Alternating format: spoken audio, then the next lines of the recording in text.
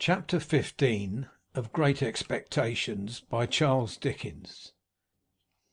As I was getting too big for Mr. Wopsle's great aunt's room, my education under that preposterous female terminated. Not, however, until Biddy had imparted to me everything she knew, from the little catalogue of prices to a comic song she had once bought for a halfpenny. Although the only coherent part of the latter piece of literature were the opening lines, "When I went to London town, sirs, tooraloo tooraloo, wasn't I done very brown, sirs, tooraloo, still, in my desire to be wiser, I got this composition by heart with the utmost gravity. Nor do I recollect that I questioned its merit, except that I thought, as I still do, the amount of 2 rull somewhat in excess of the poetry. In my hunger for information, I made proposals to Mr. Wopsle to bestow some intellectual crumbs upon me, with which he kindly complied. As it turned out, however, that he only wanted me for a dramatic lay figure, to be contradicted and embraced and wept over and bullied and clutched and stabbed and knocked about in a variety of ways, I soon declined that course of instruction, though not until Mr. Wopsle in his poetic fury had severely mauled me. Whatever I acquired I tried to impart to Joe. This statement sounds so well that I cannot in my conscience let it pass unexplained. I wanted to make Joe less ignorant and common, that he might be worthier of my society, and less open to Estella's reproach. The old battery out on the marshes was our place of study, and a broken slate and a short piece of slate pencil were our educational implements, to which Joe always added a pipe of tobacco. I never knew Joe to remember anything from one Sunday to another, or to acquire, under my tuition, any piece of information whatsoever. Yet he would smoke his pipe at the battery with a far more sagacious air than anywhere else, even with a learned air, as if he considered himself to be advancing immensely. Dear fellow, I hope he did. It was pleasant and quiet out there, with the sails on the river passing beyond the earthwork, and sometimes, when the tide was low, looking as if they belonged to sunken ships that were still sailing on at the bottom of the water. Whenever I watched the vessels standing out to sea with their white sails spread, I somehow thought of Miss Havisham and Estella, and whenever the light struck aslant afar off upon a cloud or a sail or a green hillside or waterline, it was just the same. Miss Havisham and Estella and the strange house and the strange life appeared to have something to do with everything that was picturesque. One Sunday, when Joe, greatly enjoying his pipe, had so plumed himself on being most awful dull that I had given him up for the day, I lay on the earthwork for some time with my chin on my hand, descrying traces of Miss Havisham and Estella all over the prospect, in the sky and in the water, until at last I resolved to mention a thought concerning them that had been much in my head. "Joe," said I, "don't you think I ought to make Miss Havisham a visit?" "Well, Pip," returned Joe, slowly considering, "what for?" "What for, Joe? What is any visit made for?" "There is some wisits, perhaps," said Joe, "as for ever remains open to the question, Pip. But in regard to visiting Miss Havisham, she might think you wanted something, expected something of her. Don't you think I might say that I did not, Joe?" "You might, old chap," said Joe, "and she might credit it. Similarly, she mightn't." Joe felt, as I did, that he had made a point there, and he pulled hard at his pipe to keep himself from weakening it by repetition. "You see, Pip," Joe pursued, as soon as he was past that danger, "Miss Havisham done the handsome thing by you. When Miss Havisham done the handsome thing by you, she called me back to say to me as that were all." "Yes, Joe, I heard her." "All," Joe repeated very emphatically. "Yes, Joe, I tell you I heard her. Which I mean to say, Pip, it might be that her meaning were, make an end on it, as you was, me to the north, you to the south, keeping sunders. I had thought of that too, and it was very far from comforting to me to find that he had thought of it, for it seemed to render it more probable. But Joe—" "Yes, old chap." Here am I getting on in the first year of my time, and since the day of my being bound, I have never thanked Miss Havisham, or asked after her, or shown that I remember her." "That's true, Pip, and unless you was to turn her out a set of shoes all four round, and which I mean to say as even set of shoes as all four round might not be acceptable as a present in a total wakency of hoofs." "I don't mean that sort of remembrance, Joe. I don't mean a present." But Joe had got the idea of a present in his head, and must harp upon it. "Or even," said he, "if you was helped to knocking her up a new chain for the front door, or say a gross or two of shark-headed screws for general use, or some like fancy article, such as a toasting fork when she took her muffins, or a gridiron when she took a sprat, or such like." "I don't mean any present at all, Joe," I interposed. "Well," said Joe, still harping on as though I had particularly pressed it, "if I was yourself, Pip, I wouldn't. No, I would not. For what's a door chain when she's got one always up?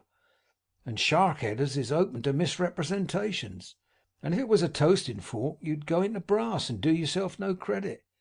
And the uncommonest workman can't show himself uncommon in a gridiron, for a gridiron is a gridiron," said Joe steadfastly, impressing it upon me as if he were endeavouring to rouse me from a fixed delusion. "And you may haim at what you like, but a gridiron it will come out, either by your leave or again your leave, and you can't help yourself."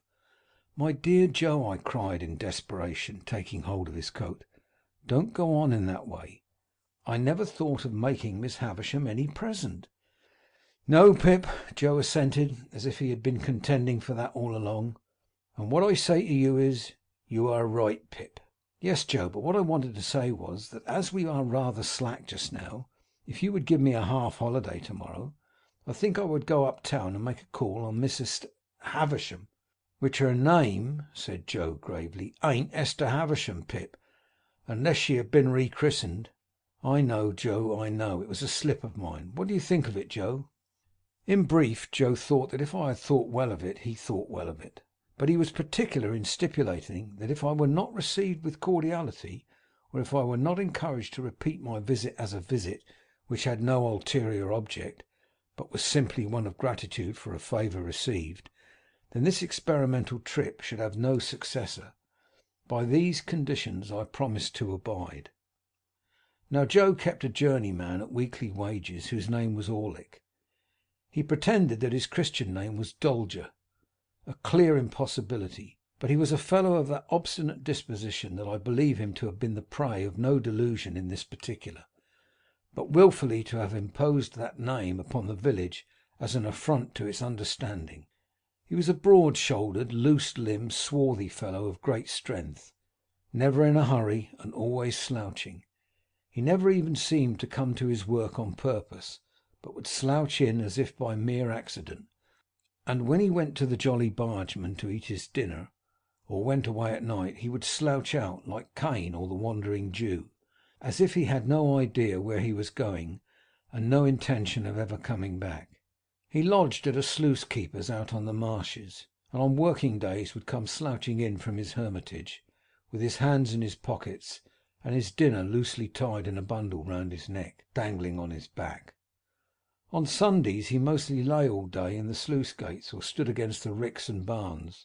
He always slouched locomotively, with his eyes on the ground, and when accosted, or otherwise required to raise them, he looked up in a half resentful, half puzzled way, as though the only thought he ever had was that it was rather odd and injurious fact that he should never be thinking. This morose journeyman had no liking for me. When I was very small and timid, he gave me to understand that the devil lived in a black corner of the forge, and that he knew the fiend very well. Also that it was necessary to make up the fire once in 7 years with a live boy, and that I might consider myself fuel. When I became Joe's prentice, Orlick was perhaps confirmed in some suspicion that I should displace him. Howbeit he liked me still less. Not that he ever said anything, or did anything openly importing hostility. I only noticed that he always beat his sparks in my direction, and that whenever I sang Old Clem, he came in out of time. Dolge Orlick was at work and present next day when I reminded Joe of my half-holiday. He said nothing at the moment, for he and Joe had just got a piece of hot iron between them and was at the bellows, but by and by he said, leaning on his hammer, "Now, master, sure you're not going to favour only one of us? If young Pip has a half-holiday, do as much for old Orlick." I suppose he was about 25, but he usually spoke of himself as an ancient person. "Why, what'll you do with half-holiday if you get it?" said Joe. "What I'll do with it? What he do with it? I'll do as much with it as him," said Orlick. "As to Pip, he's going up town," said Joe. "Well then, as to old Orlick, he's going up town," retorted that worthy. "Two can go up town. 'Tain't the only one what can go up town." "Don't lose your temper," said Joe. "Shall if I like," growled Orlick. "Summon their uptowning. Now, master, come, no favouring in this shop. Be a man." The master refusing to entertain the subject until the journeyman was in a better temper, Orlick plunged at the furnace, drew out a red-hot bar, made at me with it as if he were going to run it through my body, whisked it round my head, laid it on the anvil, hammered it out, as if it were I thought, and the sparks were my spurting blood, and finally said, when he had hammered himself hot and the iron cold, and again he leaned on his hammer, "Now, master." "Are you all right now?" demanded Joe. "I'm all right," said gruff old Orlick. "Then, as in general, you stick to your work as well as most men," said Joe. "Let it be a half-holiday for all." My sister had been standing silent in the yard within hearing. She was a most unscrupulous spy and listener, and she instantly looked in at one of the windows. "Like you fool," she said to Joe, "giving holidays to great idle hulkers like that. You're a rich man, upon my life, to waste wages in that way. I wish I was his master." "You'd be everybody's master if you durst," retorted Orlick with an ill-favoured grin. "Let her alone," said Joe. "I'd be a match for all noodles and all rogues," returned my sister, beginning to work herself into a mighty rage. "And I couldn't be a match for the noodles without being a match for your master, who's the dunder-headed king of all the noodles. And I couldn't be a match for the rogues without being a match for you, who are the blackest looking and the worst rogue between this and France. Now." "You're a foul shrew, Mother Gargery," growled the journeyman. "If that makes a judge of rogues, you ought to be a good un." "Let her alone, will you?" said Joe. "What did you say?" cried my sister, beginning to scream. "What did you say? What did that fellow Orlick say to me, Pip? What did he say to me with my husband standing by? Oh, oh, oh!" Each of these exclamations was a shriek, and I must remark of my sister, what is equally true of all the violent women I have ever seen, that passion was no excuse for her, because it is undeniable that instead of lapsing into passion, she consciously and deliberately took extraordinary pains to force herself into it, and became blindly furious by regular stages. "What was the name he gave to me before that base man who swore to defend me? Oh, hold me, oh!" "Ah," growled the journeyman between his teeth, "I'd hold you if you was me wife. I'd hold you under the pump and choke it out of you." "I tell you, let her alone," said Joe. "Oh, to hear him!" cried my sister, with a clap of her hands and a scream together, which was her next stage. "To hear the names he's giving me. That Orlick in my own house, me, a married woman, with my husband standing by. Oh, oh!" Here my sister, after a fit of clappings and screamings, beat her hands upon her bosom and upon her knees, and threw her cap off and pulled her hair down, which were the last stages on her road to frenzy. Being by this time a perfect fury and a complete success, she made a dash at the door, which I had fortunately locked. What could the wretched Joe do now after his disregarded parenthetical interruptions, but stand up to his journeyman and ask him what he meant by interfering betwixt himself and Mrs. Joe, and further whether he was man enough to come on.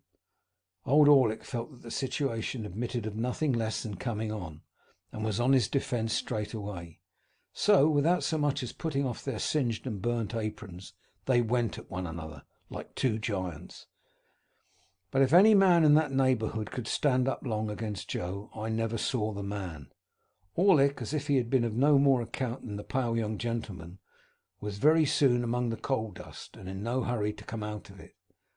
Then Joe unlocked the door and picked up my sister, who had dropped insensible at the window, but who had seen the fight first, I think, and who was carried into the house and laid down, and who was recommended to revive, and would do nothing but struggle and clench her hands in Joe's hair. Then came that singular calm and silence which succeeds all uproars, and then, with the vague sensation which I have always connected with such a lull, namely, that it was Sunday, and somebody was dead, I went upstairs to dress myself. When I came down again, I found Joe and Orlick sweeping up without any other traces of discomposure than a slit in one of Orlick's nostrils, which was neither expressive nor ornamental. A pot of beer had appeared from the Jolly Bargemen, and they were sharing it by turns in a peaceable manner. The lull had a sedative and philosophical influence on Joe, who followed me out into the road to say, as a parting observation that might do me good, "On the rampage, Pip, and off the rampage, Pip. Such is life." With what absurd emotions, for we think the feelings that are very serious in a man quite comical in a boy, I found myself again going to Miss Havisham's, matters little here. Nor how I passed and repassed the gate many times before I could make up my mind to ring. Nor how I debated whether I should go away without ringing. Nor how I should have undoubtedly have gone if my time had been my own to come back. Miss Sarah Pocket came to the gate, no Estella. "How then, you here again?" said Miss Pocket. "What do you want?" When I said that I only came to see how Miss Havisham was, Sarah evidently deliberated whether or no she should send me about my business, but unwilling to hazard the responsibility, she let me in, and presently brought the sharp message that I was to come up. Everything was unchanged, and Miss Havisham was alone. "Well," said she, fixing her eyes upon me, "I hope you want nothing. You'll get nothing." "No, indeed, Miss Havisham. I only wanted you to know that I am doing very well in my apprenticeship, and I am always much obliged to you." "There, there, with the old restless fingers. Come now and then. Come on your birthday. Ay," she cried suddenly, turning herself in her chair towards me, "you are looking round for Estella, hey?" I had been looking round, in fact, for Estella, and I stammered that I hoped she was well. "Abroad," said Miss Havisham, "educating for a lady, far out of reach, prettier than ever, admired by all who see her. Did you feel that you have lost her?" There was such a malignant enjoyment in her utterance of the last words, and she broke into such a disagreeable laugh, that I was at a loss what to say. She spared me the trouble of considering by dismissing me. When the gate was closed upon me by Sarah of the walnut shell countenance, I felt more than ever dissatisfied with my home and my trade and with everything, and that was all I took by that motion. As I was loitering along the High Street, looking in disconsolately at the shop windows, and thinking what I would buy if I were a gentleman, who should come out of the bookshop but Mr. Wopsle. Mr. Wopsle had in his hand the affecting tragedy of George Barnwell, in which he had at that moment invested sixpence, with the view of heaping every word of it upon the head of Pumblechook, with whom he was going to drink tea. No sooner did he see me than he appeared to consider that a special providence had put a 'prentice in his way to be read at, and he laid hold of me, and insisted on my accompanying him to the Pumblechookian parlour.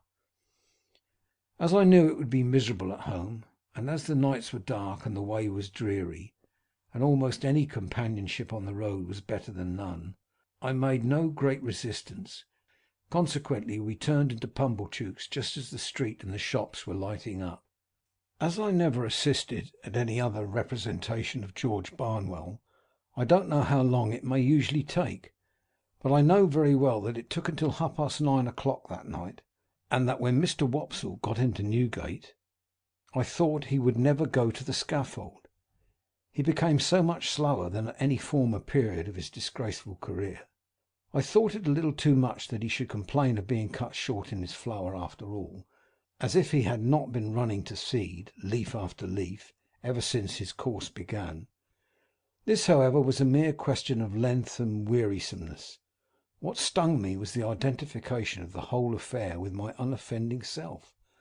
When Barnwell began to go wrong, I declared that I felt positively apologetic. Pumblechook's indignant stare so taxed me with it, Wopsle too took pains to present me in the worst light. At once ferocious and maudlin, I was made to murder my uncle with no extenuating circumstances whatever. Millward put me down in argument on every occasion. It became sheer monomania on my master's daughter to care a button for me, and all I can say for my gasping and procrastinating conduct on the fatal morning is that it was very worthy of the general feebleness of my character. Even after I was happily hanged and Wopsle had closed the book, Pumblechook sat staring at me and shaking his head and saying, "Take a warning, boy, take a warning," as if it were a well-known fact that I contemplated murdering a near relation, provided I could only induce one to have the weakness to become my benefactor. It was a very dark night when it was all over, and when I set out with Mr. Wopsle on the walk home beyond town, we found a heavy mist out, and it fell wet and thick. The turnpike lamp was a blur, quite out of the lamp's usual place apparently, and its rays looked solid substance on the fog. We were noticing this, and saying how that the mist rose with a change of wind from a certain quarter of our marshes, when we came upon a man slouching under the lee of the turnpike house. "Hulloa," we said, stopping. "Orlick there?" "Ah," he answered, slouching out, "I was standing by a minute on the chance of company." "You are late," I remarked. Orlick not unnaturally answered, "Well, and you're late." "We have been," said Mr. Wopsle, exalted with his late performance, "we have been indulging, Mr. Orlick, in an intellectual evening." Old Orlick growled as if he had nothing to say about that, and we all went on together. I asked him presently whether he had been spending his half holiday up and down town.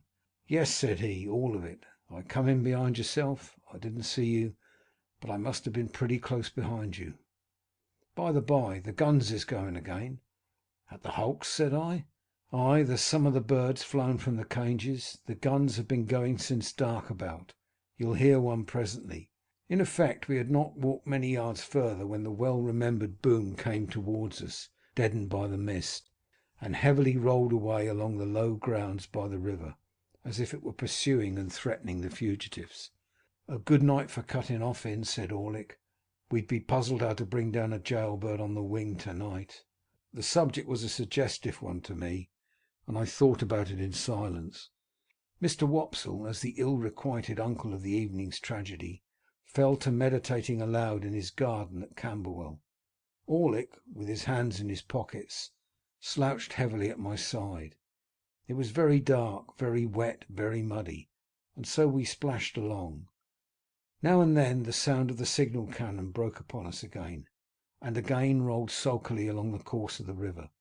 I kept myself to myself and my thoughts. Mr. Wopsle died amiably at Camberwell, and exceedingly game on Bosworth Field, and in the greatest agonies at Glastonbury. Orlick sometimes growled, beat it out, old Clem, with a clink for the stout old Clem." I thought he had been drinking, but he was not drunk. Thus we came to the village. The way by which we approached it took us past the Three Jolly Bargemen, which we were surprised to find, it being 11 o'clock, in a state of commotion, with the door wide open, and unwonted lights that had been hastily caught up and put down scattered about. Mr. Wopsle dropped in to ask what was the matter, surmising that a convict had been taken, but came running out in a great hurry. "There's something wrong," said he, without stopping. "Up at your place, Pip. Run all." "What is it?" I asked, keeping up with him. So did Orlick at my side. "I can't quite understand. The house seems to have been violently entered when Joe Gargery was out, supposed by convicts. Somebody has been attacked and hurt." We were running too fast to admit of more being said, and we made no stop until we got into our kitchen. It was full of people. The whole village was there, or in the yard, and there was a surgeon, and there was Joe, and there were a group of women, all on the floor in the midst of the kitchen. The unemployed bystanders drew back when they saw me, and so I became aware of my sister, lying without sense or movement on the bare boards, where she had been knocked down by a tremendous blow on the back of the head, dealt by some unknown hand when her face was turned towards the fire, destined never to be on the rampage again, while she was the wife of Joe. Chapter 15.